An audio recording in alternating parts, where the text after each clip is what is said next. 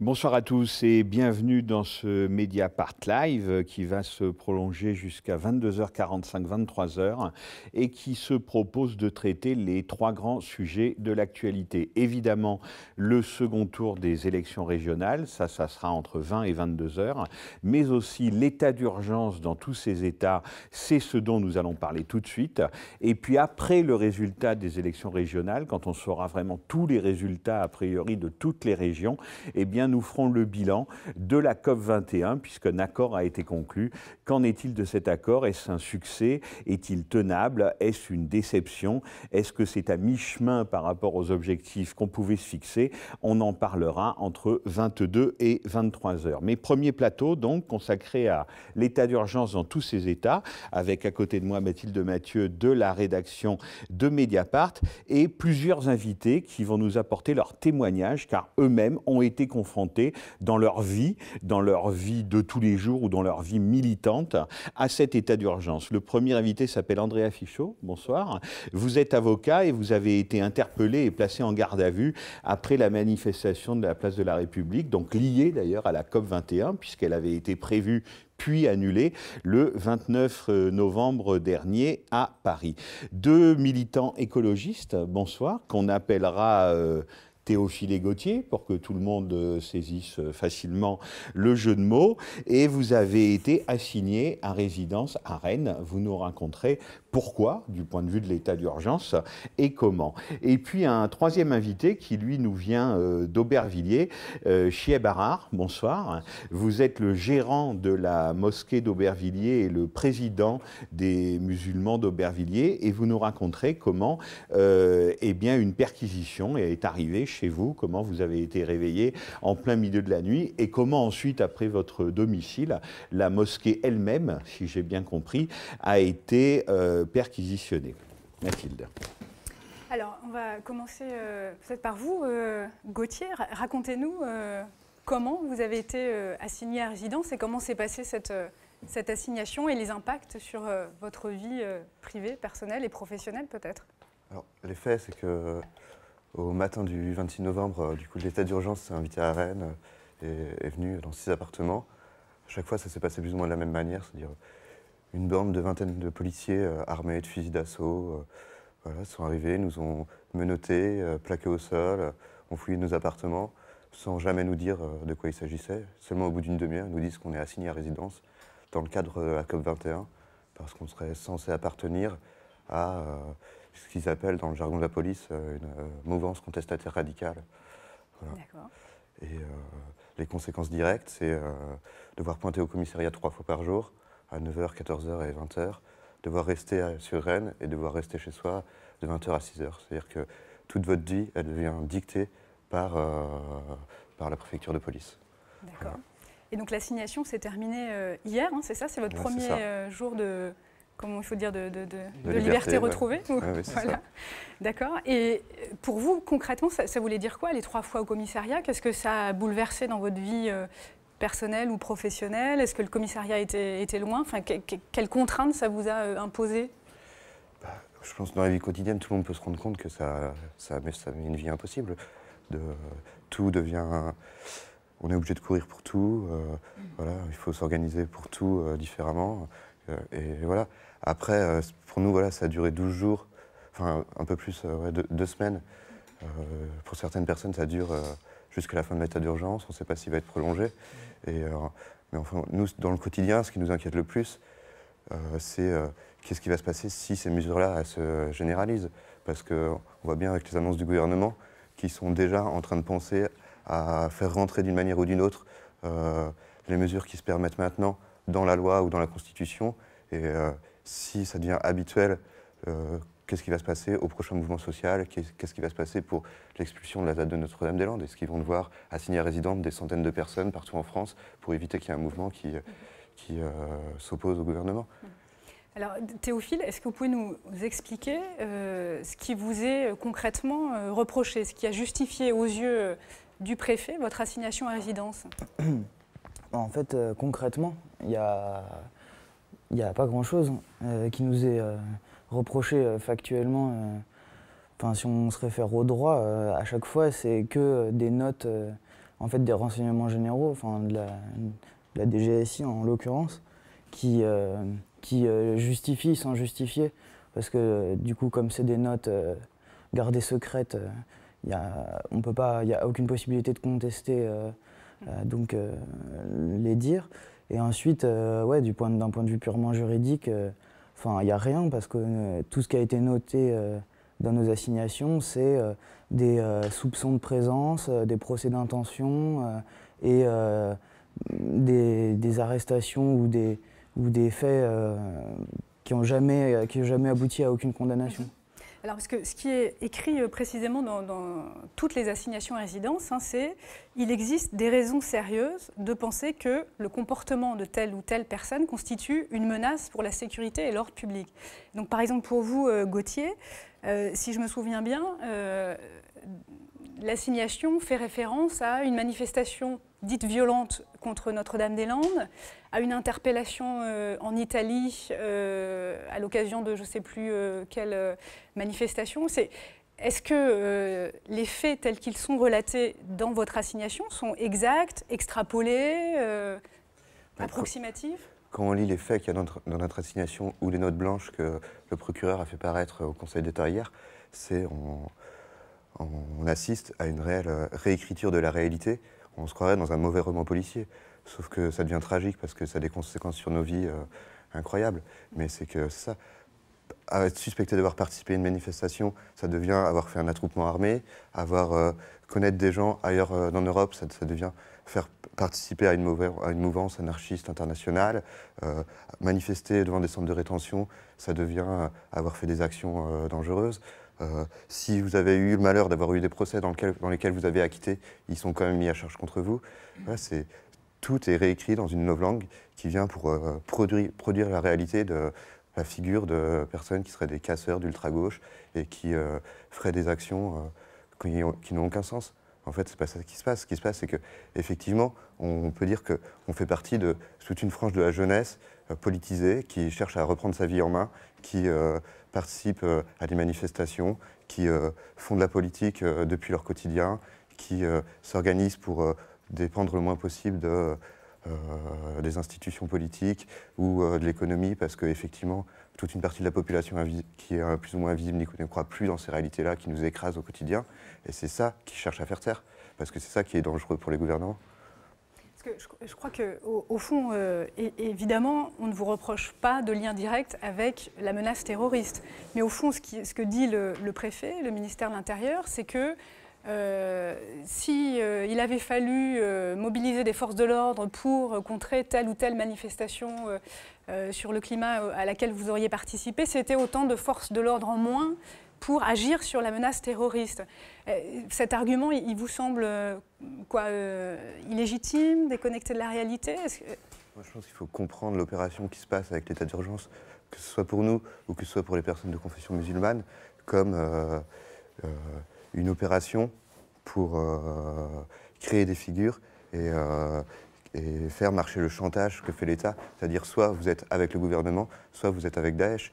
Et ça, c'est une façon d'occulter les vraies questions, de museler l'opposition et qui leur permet de continuer à gouverner alors qu'en fait ils sont face à une société qui sont en crise et on voit très bien qu'ils sont incapables de nous trouver des solutions et que d'ailleurs les gens ne croient plus en eux.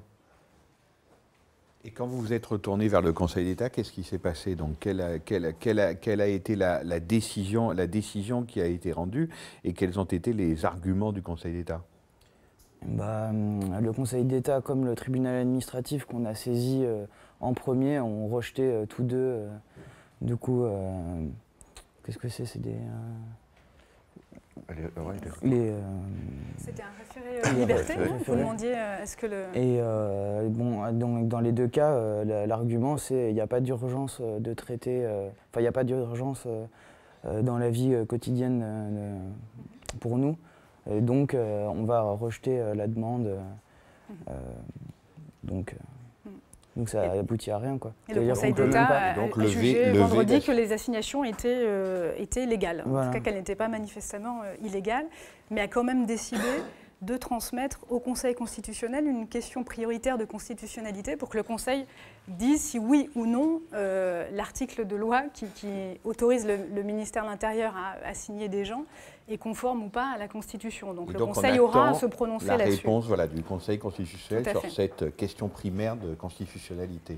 Alors, puisqu'on a un juriste, puisque vous êtes avocat, Andrea Fichot, avant de nous raconter votre propre histoire et votre propre cas, vous réagissez comment à ces deux témoignages? Eh ben, le problème de ce qui s'est passé avec le juge administratif et le Conseil d'État, c'est que théoriquement, ce sont des juges qui sont bien sûr indépendants du pouvoir exécutif, mais techniquement, ce sont des juges qui sont beaucoup plus sensibles à l'intérêt de l'État, puisque beaucoup font leur carrière à la fois dans la magistrature et à la fois dans les services de l'État, hein, notamment les conseillers d'État. Donc, bien sûr, on ne peut pas dire qu'ils sont totalement à la botte de l'exécutif, mais ce n'est pas, nous, les juristes, on a tendance à dire que ce ne sont pas les gardiens traditionnels des libertés fondamentales, même si, théoriquement, ils ont à faire cette balance entre sécurité et liberté. Mais on le voit aujourd'hui, comme on l'a déjà constaté avant pour d'autres choses, hein, je pense notamment aux interdictions de déplacement pour les supporters de football, qui sont... on voit que c'est très compliqué de faire cette balance pour ces juges-là. Mais sur le fond de leur affaire, le fait qu'ils se retrouvent, j'allais dire dans des fichiers, c'est pas dans des fichiers, mais soupçonnés d'activités militantes régulières, que d'ailleurs ils ne contestent pas du tout, et qu'on les assigne à résidence comme ça, on est vraiment dans le préalable, c'est-à-dire qu'on ne leur reproche rien dans les faits. En fait, c'est une sorte de décision de précaution, une assignation à résidence de précaution. Eh ben, on est dans un peu un retour à ce qui avait été le cas pendant la Révolution, à une sorte de loi des suspects. À partir du moment où vous êtes... Alors, vous avez dit en effet le texte de la loi qui dit, à partir du moment où il y a des raisons sérieuses de constater que vous pouvez troubler l'ordre public, on a l'autorisation de prendre un certain nombre de mesures. Mais qu'est-ce que l'ordre public? C'est une mesure qui est utilisée ad nauseam aujourd'hui. Enfin, c'est pas une mesure, mais une notion, mais qui est extrêmement floue et finalement qui peut donner lieu à tout et n'importe quoi, puisque ce sont les juges, in fine, qui décident ce qui est contraire ou non à l'ordre public en fonction de leurs opinions politiques et des besoins économiques et sociaux qui sont aujourd'hui qu'il y a une forte demande de sécurité de la part des Français. Et donc les juges n'y sont pas non plus insensibles, même s'ils ne sont pas élus comme on peut le voir ailleurs. Vous, le 29 novembre, cette manifestation, vous aviez prévu d'y aller. Ça devait être, je le rappelle, hein, la grande manifestation évidemment pacifique, parce qu'à un moment qui aurait dû peut-être ressembler, on parlait de 800 000 ou d'1 million de personnes à Paris pour l'ouverture de la COP21. Donc ça aurait dû être peut-être le plus grand rassemblement mondial en nombre de personnes sur le climat et sur le réchauffement climatique. Pourquoi vous décidez d'y aller quand même alors qu'elle est interdite pour cause d'état d'urgence? Eh bien justement, moi au départ, je n'avais pas prévu d'y aller. Parce que le climat est certes un sujet important, mais qui ne me touchait pas personnellement. Et j'ai décidé d'y aller justement à partir du moment où j'ai su qu'elle était interdite, à partir du moment où j'ai su que la France notifiait au Conseil de l'Europe qu'on allait être un peu relâche sur la Convention européenne des droits de l'homme. Et donc je me suis dit qu'il fallait y aller pour protester contre cette réaction épidermique que nous avions été les premiers à dénoncer quand les Américains avaient été durement touchés par le 11 septembre. Et aujourd'hui, on s'aperçoit qu'on a un attentat, certes sanglant, mais qui fait 20 fois moins de morts et qu'on est exactement dans le même type de réaction. Et j'ai décidé d'y aller parce que je pense que les Français ont ce besoin de sécurité qui est légitime, certes, mais là où nos gouvernants d'hier comme d'aujourd'hui et les Français d'hier comme d'aujourd'hui se séparent de certains autres peuples, c'est qu'ils ont cette croyance un peu illégitime que la sûreté, l'ordre public n'est pas compatible avec les libertés fondamentales et notamment la séparation des pouvoirs. Puisque qu'est-ce que l'état d'urgence aujourd'hui? On voit sur les assignations résidences, sur les perquisitions, c'est le retrait du pouvoir judiciaire. Et pourquoi croire finalement que le pouvoir judiciaire est un empêcheur de tourner en rond et qu'il empêche le pouvoir exécutif et la police de faire son travail? On aurait très bien pu dire, eh bien, on fait l'état d'urgence, faisons l'état d'urgence du pouvoir judiciaire, réquisitionnons les juges pour qu'ils soient concentrés sur le contrôle du travail des policiers. Mais non, il y a cette croyance qu'avec les juges, ça ira moins vite et qu'on ne pourra pas travailler efficacement. Croyance qui est démentie, je parle sous le contrôle de Mathilde, par les juges antiterroristes eux-mêmes, qui disent la plupart du temps, quand on demande une perquisition, où là on est quand même à peu près sûr de notre coup si on la demande, c'est que nos soupçons d'activité vraiment terroriste pour le coup sont réels, il nous arrive de demander des actes de police qu'on nous fait lanterner, qu'on nous fait attendre pendant des semaines et des mois. Donc les juges se plaignent cruellement d'un manque de moyens, d'un manque d'efficacité et d'un manque de rapidité. Bien sûr, même s'il n'est pas faux non plus de dire qu'il manque aussi de moyens. Et dans l'état d'urgence, dans le développement des moyens policiers, il faudra aussi, de l'autre côté, faire un développement des moyens des magistrats pour qu'il y ait cette balance toujours entre le pouvoir exécutif et le pouvoir judiciaire de l'autre côté. Parce que sinon, nous réagissons comme les ennemis que nous voulons combattre, même si au fond, évidemment, il y a quand même une différence. Mais Alors, comment ça s'est passé pour vous, la manifestation, puis l'interpellation, les heures de garde à vue? Est-ce que vous avez été confronté à tout ça? Alors, nous avons été arrêtés avec... moi, j'ai été arrêté avec le cortège du NPA, même si ce n'est pas du tout, par ailleurs, des opinions politiques. Mais... nous avons été coincés, hein, ça, je l'ai raconté déjà auparavant, et ensuite... Sur le blog de Mediapart, oui, d'ailleurs. Et ça a été évidemment très long, puisqu'on en prenait un par un, et au final, on a mis plus de 7 heures pour moi à me notifier mes droits et ma garde à vue. Donc, ce qui est quand même une aberration de la procédure pénale, même si, encore une fois, on peut toujours le justifier, c'est-à-dire ils le justifieront par...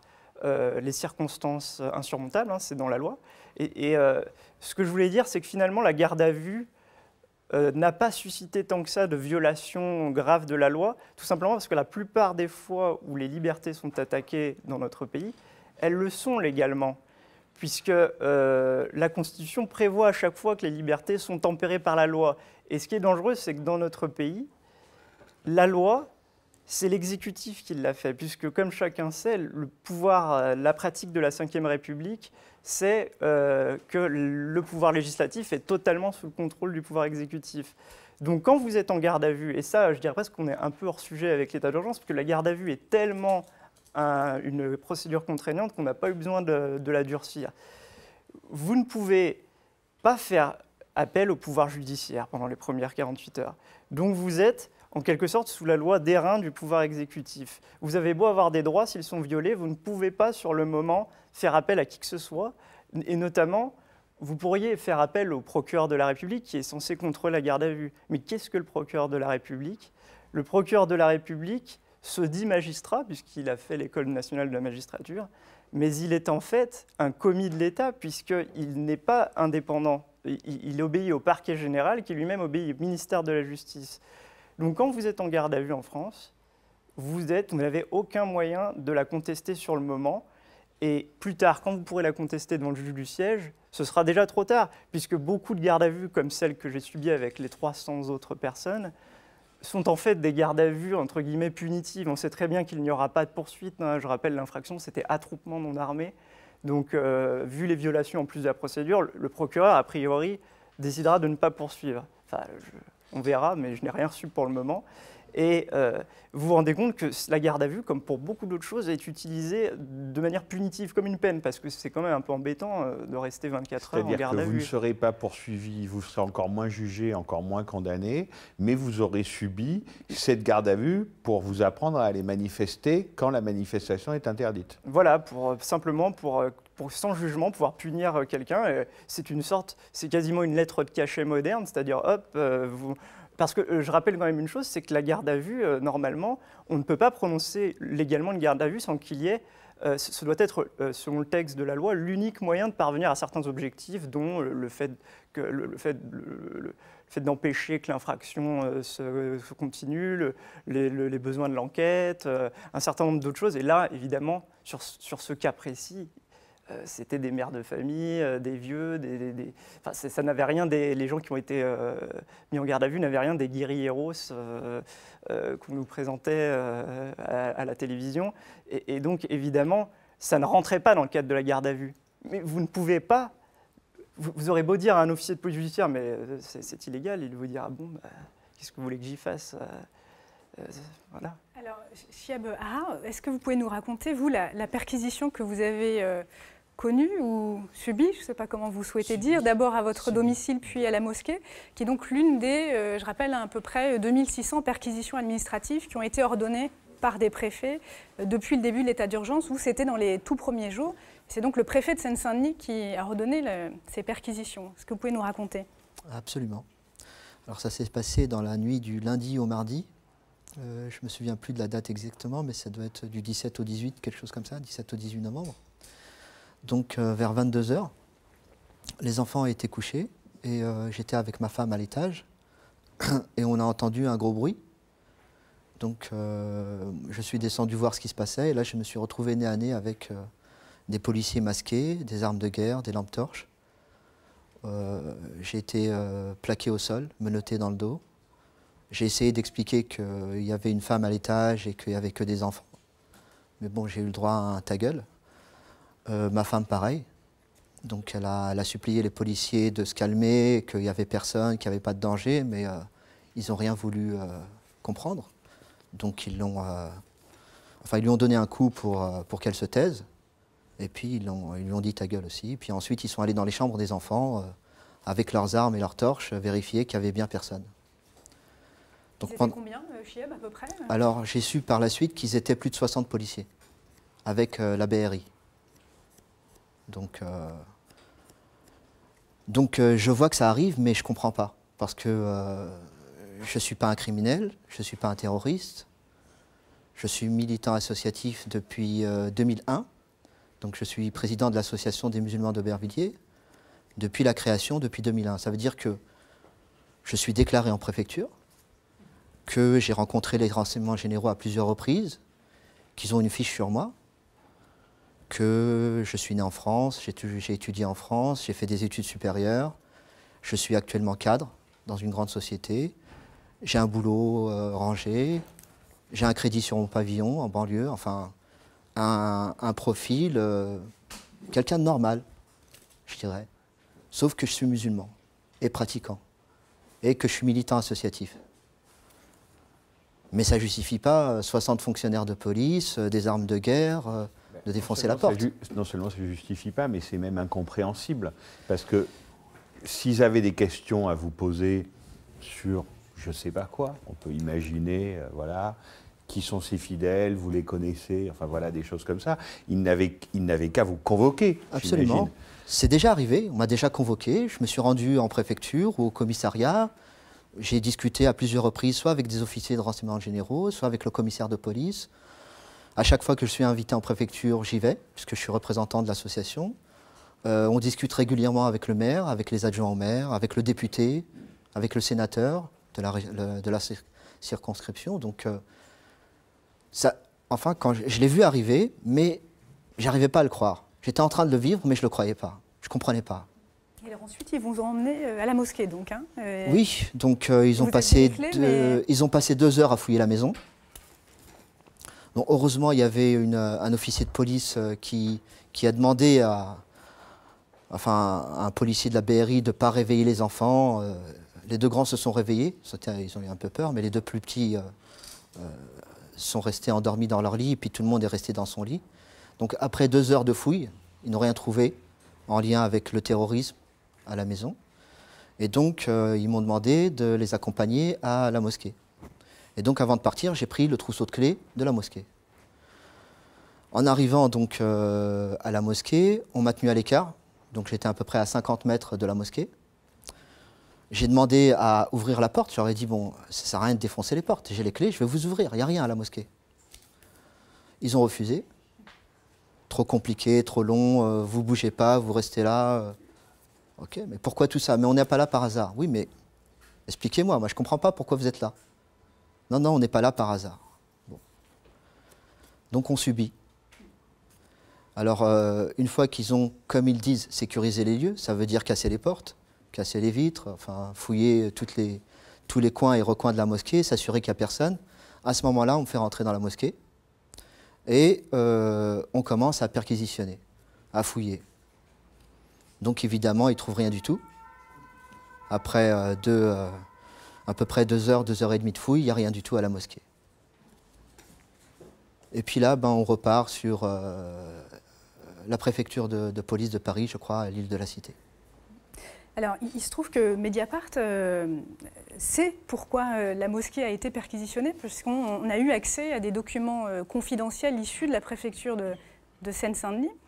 En fait, on a pu accéder au tableau des motivations de toutes les perquisitions qui ont été ordonnées dans le cadre de l'état d'urgence.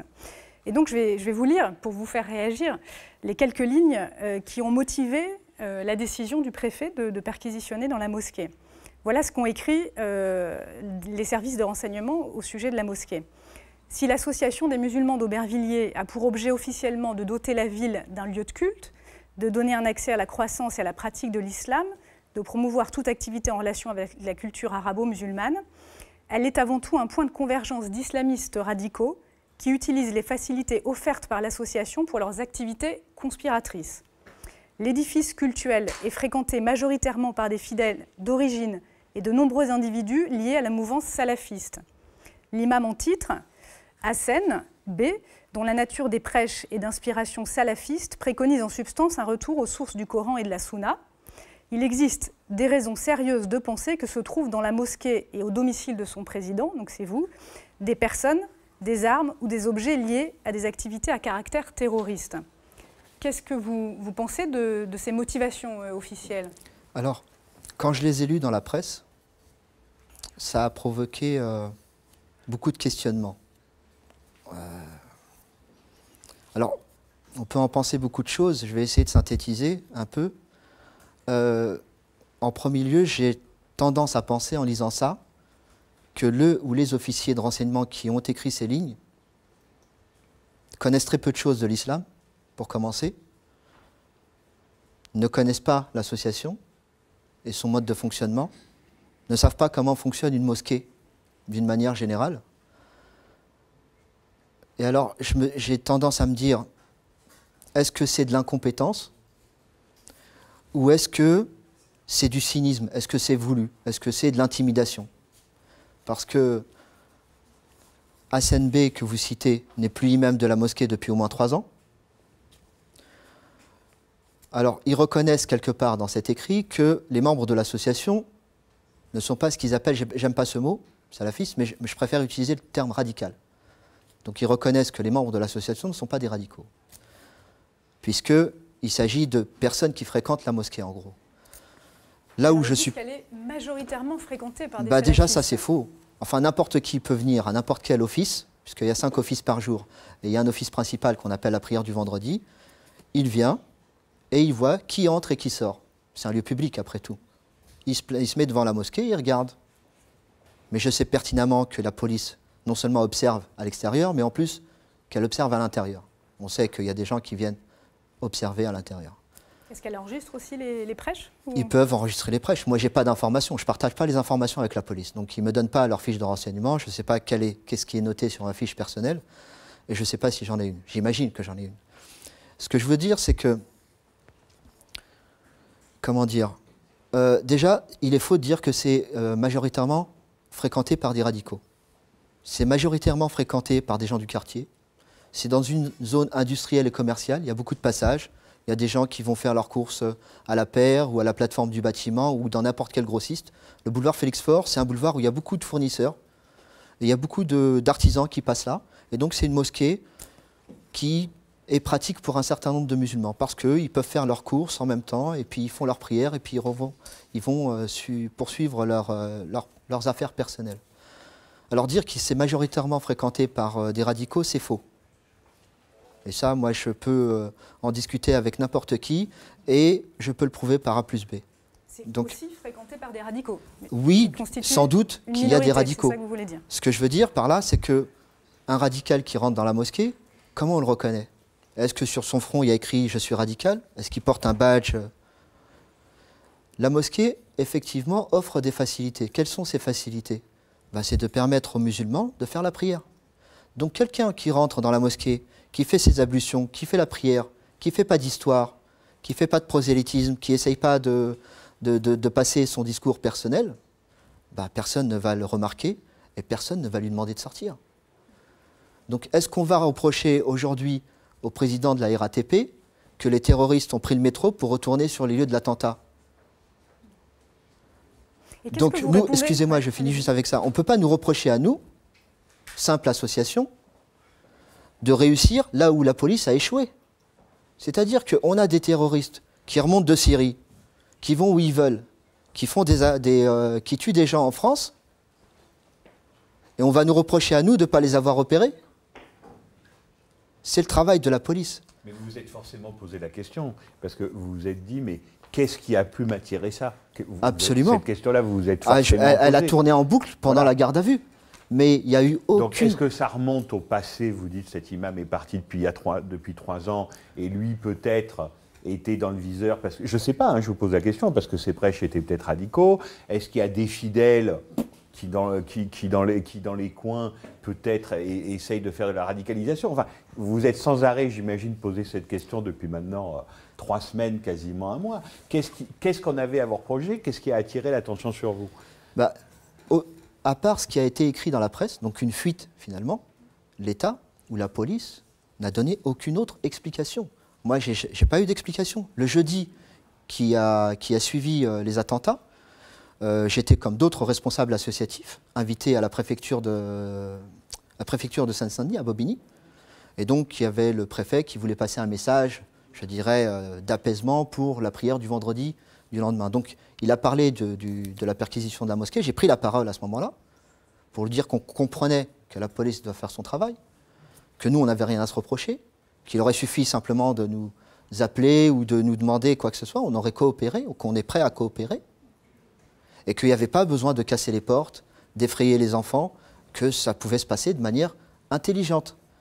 Je n'ai pas eu d'autre explication. Le préfet m'a dit, c'est vrai que la méthode n'est pas appropriée pour une mosquée, on va en parler pour que prochainement pour les autres mosquées ça se passe mieux, mais vous comprenez bien que s'ils étaient venus toquer à la porte à Saint-Denis, il y aurait eu des morts. C'est ça sa justification. Qu'est-ce que vous répondez aux gens qui sont assez nombreux et qui disent aujourd'hui, mais au fond, quand on n'a rien à se reprocher, qu'est-ce que ça peut faire, ces perquisitions administratives? En l'occurrence, dans la mosquée, ils n'ont rien trouvé, il n'y a pas eu de saisie d'armes, de stupéfiants donc ils ne ou l'ont autre. pas fermée? Non, elle n'est pas fermée. Ils n'ont pas du tout fermée. Elle n'est pas fermée. Mais donc, même des lecteurs de Mediapart se disent, au fond, c'est pas grave ce que vous avez vécu là, il faut bien ça dans les temps exceptionnels qu'on vit aujourd'hui face à la menace terroriste. Les gens qui ne sont pas directement touchés peuvent penser ça. Le jour où la police va défoncer leurs portes et effrayer leurs femmes et leurs enfants, ils penseront peut-être différemment. Moi, ce que je dis, c'est que je suis né en France, j'ai grandi en France, je suis connu, reconnu, je suis rangé et que je suis prêt à coopérer avec la police. Je suis contre le terrorisme et le fait de faire de tous les musulmans pratiquants des terroristes potentiels, c'est quelque chose que je combats au quotidien. Je ne suis pas d'accord avec ça. Vous avez l'impression que ce qui s'est passé chez vous, c'est une manière pour la police, enfin pour l'État français, d'envoyer un signal, tous les musulmans sont des terroristes potentiels, c'est comme ça que vous avez vécu ça? C'est une partie de l'interprétation. Je vais vous raconter une petite histoire qui illustre bien ce propos. C'est un ami qui me l'a raconté et je trouve qu'elle est pertinente dans ce contexte-là. Alors, c'est quelqu'un qui cherche ses clés sur le bord de la route. Il y a un automobiliste qui passe, qui s'arrête, qui va voir le monsieur en question, qui lui dit « Monsieur, est-ce que je peux vous aider ?» Et le monsieur lui dit « Oui, j'ai perdu mes clés, ce serait gentil de m'aider à les chercher. » Et donc, il commence à chercher les clés avec lui. Et au bout de 5 minutes, il lui dit « Mais vous êtes sûr de les avoir perdues ici ?» Et l'autre lui répond « Non, en fait, je ne les ai pas perdues là, je les ai perdues un peu plus loin là-bas. » Alors, il lui répond « Mais si vous les avez perdues là-bas, pourquoi est-ce que vous les cherchez ici ?» Il lui dit « C'est parce qu'ici, il y a de la lumière et que là-bas, il fait sombre. » Donc aujourd'hui, la police, elle est comme ça. Elle cherche là où il y a de la lumière. Les gens qui sont clean, qui sont clairs, qui n'ont rien à se reprocher. Et pendant ce temps-là, les terroristes, ils sont dans l'ombre et ils font ce qu'ils ont à faire. Et ça, c'est dangereux. C'est dangereux parce que les terroristes, quand ils tuent sans distinction de race ou de religion. Les gens qui étaient à la terrasse du café, leur ont pas demandé de quelle religion ils étaient, ils les ont arrosés, tout le monde. Et nous, les musulmans, on a une double peine. D'une part, on fait partie des victimes, puisqu'il y a des musulmans qui font partie des victimes, et d'autre part, on nous pointe du doigt, on dit c'est vous, c'est l'islam, c'est les musulmans. Moi, je ne suis pas d'accord avec ça. André Fichot, un mot. Mais là où je pense que le gouvernement en place a déjà marqué un point dans les esprits, c'est que là, mon voisin est déjà en train de s'excuser de ne pas être un radical ou qu'il y ait très peu, pas ou peu de radicaux qui fréquentent la mosquée. Mais on est déjà, enfin, on devrait se défendre sur un autre point, c'est de dire, mais est-ce qu'aujourd'hui en France, on a le droit d'être musulman radical? Est-ce qu'on a le droit d'être, quoi que ça puisse vouloir dire, salafiste, wahhabite, radical? Est-ce qu'on a le droit aujourd'hui de dire, oui, je ne sais pas, des choses très radicales, comme si on écoute, comme l'imam de Brest disait, si on écoute de la musique, on va en enfer. On peut ne pas être d'accord avec ça, mais normalement, en France, on devrait être en capacité de pouvoir le dire sans être inquiété. Or, on voit aujourd'hui dans le discours de nos dirigeants, c'est qu'il faut faire la guerre non pas seulement au terrorisme, mais à l'islamisme radical. Et pour moi, ça me paraît complètement aberrant vis-à-vis de la liberté de religion.